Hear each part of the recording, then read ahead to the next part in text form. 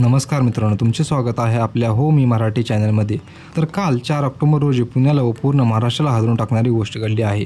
काल बापदेव घाटात 3 नराधमांनी एका मुलीवर सामूहिक अत्याचार केला आहे। 1 वर्षापासून आपण कुठे ना कुठे बलात्कार होत आहे अशा गोष्टी ऐकत आहोत। महाराष्ट्रापासून ते पूर्ण भारतात ह्या गोष्टी होतच आहेत। आताच काही दिवसापूर्वी बदलापूर प्रकरणातील आरोपीचा एन्काउंटर करण्यात आला होता, तेवढ्यात ही नवीन गोष्ट नक्की झाले तर काय आपल्या महाराष्ट्राने देशाला आपल्या मुली आपल्या देशात आपल्या महाराष्ट्रात सेफ नाहीत याची आपल्याला लाज वाटली पाहिजे। लोकांना तर असे वाटू लागले आहे की आपल्या देशापेक्षा बाहेरचे देश मुलीसाठी सेफ आहेत। बाहेरच्या देशात जर असा घाणेरडा प्रकार झाला तर तिथे काय शिक्षा होते चला आपण बघूया। उदाहरणार्थ चीनमध्ये जर असला कोणी घाणेरडा प्रकार केला तर डायरेक्ट त्याला फाशीची शिक्षा होते। तसेच इराणमध्ये 24 तासात त्याला दगड मारून फाशी दिली जाते आणि अफगाणिस्तानमध्ये असल्या रक्षकांना 4 दिवसात डोक्यात गोळी घालून मारले जाते। हा कायदा आपल्या देशातही झाला पाहिजे असे लोकांना वाटते, जिथे पीडितेला न्याय मिळेल आणि असल्या घाणेरड्या नराधमांना डायरेक्ट एन्काउंटर किंवा फाशी शिक्षा दिली पाहिजे। बापदेव घाट बलात्कार प्रकरण काय आहे चला आपण बघूया। हा गंभीर गुन्हा 4 ऑक्टोबर 2024 रोजी पुण्याच्या बापदेव घाटात घडला। या घटनेने पुण्यासह संपूर्ण महाराष्ट्राला हादरून टाकले। या प्रकरणातील तपशील आणि तपासाच्या आधारावर मिळालेल्या माहितीनुसार या घटनेत 21 वर्षीय तरुणीवर सामूहिक अत्याचार करण्यात आला आहे। ती तरुणी मित्रासोबत बापदेव घाटात फिरायला गेली होती, जिथे 3 अज्ञात आरोपींनी या दोघांना अडवले, धमकावले, सामूहिक अत्याचार केला। अधिकच्या माहितीनुसार त्या 3 आरोपींनी पीडितेच्या मित्राला मारहाण केली आणि डांबून ठेवलं। इतकंच नाही तर शर्ट बेल्टाने बांधून सुद्धा ठेवलं। या घटनेनंतर पीडित तरुणी आणि तिचा मित्र हादरून गेले। त्यांनी तातडीने कोंढवा पोलीस स्टेशनला गाठलं आणि त्यांच्याबरोबर झालेल्या घटनेची हकीकत सांगितली। दरम्यान अत्याचाराच्या घटनेमुळे घाबरलेल्या अवस्थेत असणाऱ्या पीडित मुलीला तिच्या तरुण मित्राने एका खासगी रुग्णालयात दाखल केले। त्यानंतर तिची वैद्यकीय चाचणी झाल्यानंतर झालेल्या प्रकरणाची खात्री मिळाली।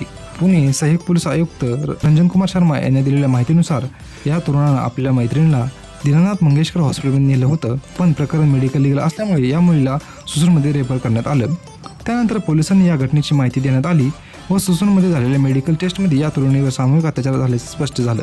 त्यानंतर पोलिसांनी तातडीने सूत्र हलवली व पोलिसांच्या एका पथकाने पीडित तरुणाचा जबाब घेतला, तर एका पथकानं घटनास्थळी धाव घेतली व निर्मनुष्य असलेल्या या घटनास्थळी पोलिसांनी डॉग स्क्वॉडच्या सहाय्याने तपास केला। पीडित तरुणीच्या तक्रारीनुसार पोलिसांनी 3 अज्ञात व्यक्तीवर गुन्हा दाखल केला आहे, त्याचा तपास सुरू आहे। यासाठी पोलिसांनी क्राईम ब्रँचची 5 आणि 5 DB पथक अशी 10 पथक रवाना केली आहेत। हा पूर्ण प्रकार पोलीस मदत केंद्राच्या पाठीमागे झालेला आहे असे सांगण्यात येत आहे। यामुळे पोलिसांनाही प्रश्न निर्माण होत आहेत। या घटनेनंतर पोलिसांनी त्वरित तपास सुरू केला आणि काही तासात आरोपींचे CCTV फुटेज हाती आले। 3 संशयित आरोपी एका दुकानाबाहेर बाईकजवळ थांबलेले दिसत आहेत। या फुटेजचा वापर करून पोलिसांनी आरोपीची ओळख पटवण्याचा प्रयत्न केला आहे, तसेच 2 आरोपीचे स्केचही तयार केले आहेत। याशिवाय पोलिसांनी फोन नंबर जाहीर करून नागरिकांना माहिती देण्याचे आवाहन केले आहे। या घटनेनंतर पुण्यातील स्थानिक नागरिक व महिलांच्या हक्कासाठी लढणाऱ्या संघटनांनी या प्रकरणाची तीव्र निषेध केला आहे। सोशल मीडियावर या घटनेविरोधात मोठ्या प्रमाणात चर्चा सुरू आहे। आरोपींना त्वरित अटक करा आणि त्यांच्यावर मोठी कारवाई करा अशी मागणी नागरिकांकडून होत आहे। महिलांच्या सुरक्षेचा मुद्दा पुन्हा गंभीर झाला आहे। राज्यभरातून आरोपींना तातडीने व्हावी अशी मागणी केली जात आहे।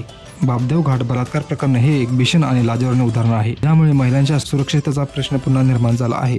आरोपींना लवकरात लवकर पकडून त्यांना शिक्षा द्यावी अशी लोक मागणी करत आहेत। व या गोष्टीवर सुप्रिया सुळेने ट्विट केले आहे की अतिशय संतापजनक पुण्यात काय सुरू आहे। बापदेव घाटात एका मुलीवर सामूहिक अत्याचार झाल्याची घटना उजेडात आली। पुणे आणि राज्यभरात सातत्याने महिलांवर अत्याचाराच्या घटना वाढतच आहेत। या घटनांना पायबंद घालण्यासाठी गृह खाते काही करताना दिसत नाही।